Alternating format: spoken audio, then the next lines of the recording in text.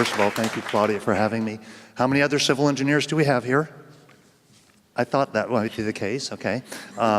Anyways, thank you very much for having me. I love being in this beautiful venue. I live right near here, so I get to see this all the time. I don't get to come in, and so it's great to be in here. And as I start actually listening to Beth, I'm going to have to tell you a story or make a little confession that I'm a little embarrassed to say, but I'm going to share it with you on why I would be one of the 300 million birds that doesn't make it.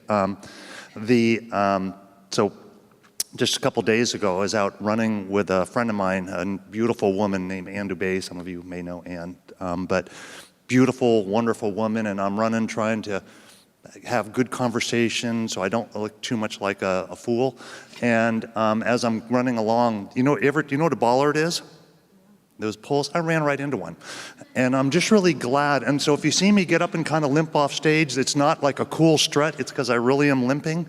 But I think of biomimicry, and I'm thinking, you know, a big yellow bollard is really obvious. You know, I should have been able to miss that. And so I'm thinking, even with spider webs in the windows, I don't know that those would help me. So I'm sorry about that. The other thing I think about partnerships on this too is that if I would have had just someone running with me and telling me, you know, witty things to say and saying, watch out for the bollard, don't fall off the cliff, that would have helped me too. So partnerships are important, even in the simplest things. But what I would like to, kind of the point I would like to make this morning is that what we're talking, you know, really about, you know, when we're talking about nature, we're really talking about complex systems. And I would, you know, like to suggest that these systems really, they're too complex for any one organization, any one person to be able to understand or to address. And so by the nature of nature, it takes really a whole village to tackle these types of problems.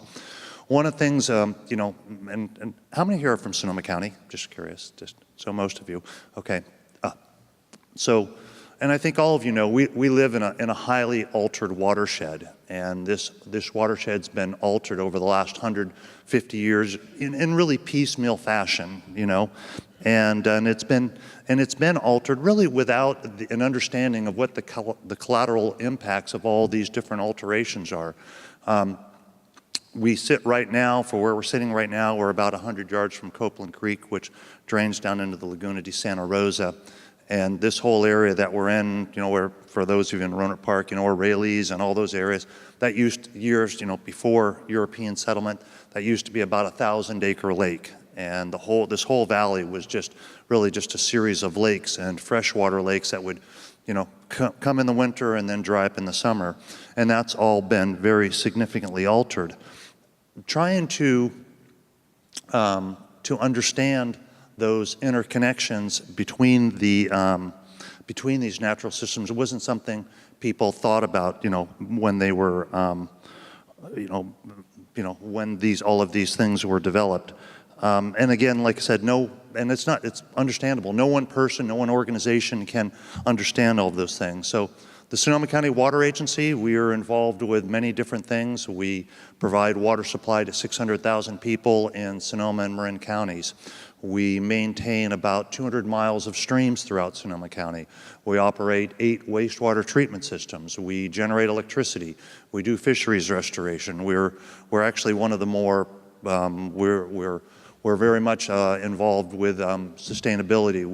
We're the biggest energy user in the county, and 100% of all of our electrical needs are met through renewable resources. So we try to understand and try to minimize our footprint on the environment while providing the communities with the resources they need.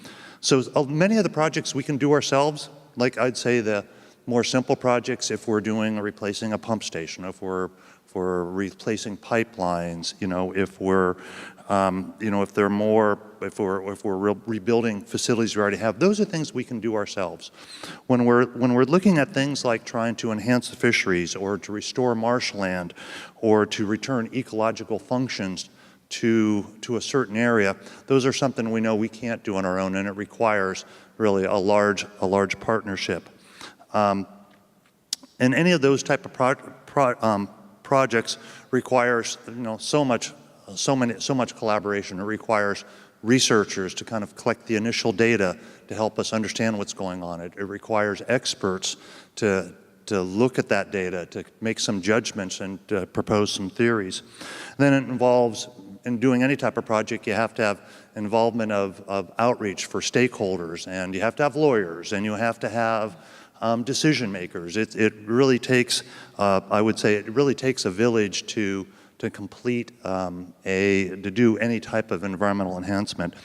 One of the projects we're working on right now, which is just that, is looking at trying to do something to improve the Laguna de Santa Rosa, and we're lucky enough to have Christina Sloop here, who was from the Laguna Foundation and went from working on the Laguna to something a little more complicated, which is the California Bay Delta. So it's I think you kind of cut your teeth here in the Laguna, and you're kind of going a little bigger now, but just a little. But it's a complicated system, and have any of you heard of the Laguna de Santa Rosa? A few of you have. And so one thing I'm going to tell you about the Laguna, it's an extremely greedy estuary. So it's one of these places where it takes everything that the water carries into it, but it doesn't let anything go. And that becomes a problem in that it collects all of the garbage, it collects all of the debris, it collects all of the nitrogen, all of the phosphorus, and as a result, it's really overindulged itself, and we've helped feed it, and it's not in good shape. And so one of the things, we're working with a larger group. We realize that it has to be put, as one of my friends called, it has to be put on a program of diet and exercise. And to do that, to give it that diet and exercise, I'm going to give you a list of the 10 groups that we're working with. And first of all, it's Sonoma State. So we just finished, we're working on a project right now with Jackie Guilford, looking at how nutrients move through, starting up at Fairfield Osborne Preserve and working their way, and how do they change when they get to the Laguna, and that has been very exciting, and that's going to carry on, I think, for the next semester too. So starts with research, collecting data, help you make informed decisions. We're working again with the Laguna de Santa Rosa Foundation, who understand the Laguna and know landowners, have contacts, working with the Regional Water Quality Control Board, who have become partners on this. They have an interest in improving water quality there. The City of Santa Rosa owns a lot of land and has impacts. They're working with us. Department of Fish and Wildlife owns a lot of the land. Landowners, lawyers, ourselves, there's a whole multitude of entities that have to come together to do a project like this. And again, no one of us can do it on our own. It takes this village that we have.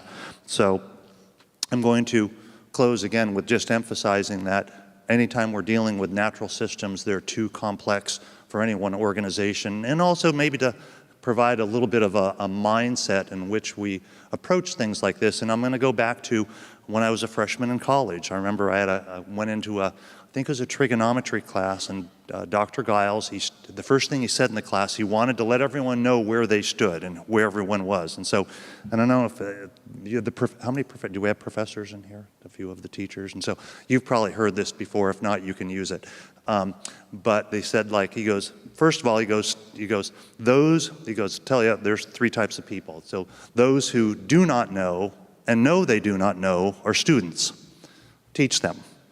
And those who do not know but think they know are fools. Avoid them. And those who know and know they know are teachers. Listen to them. So I think I would tell you that in working through a complex system like this, at some point we're teachers, at some points we're students, and we try to keep that mindset as we work through these. So thank you very much for allowing me to speak this morning.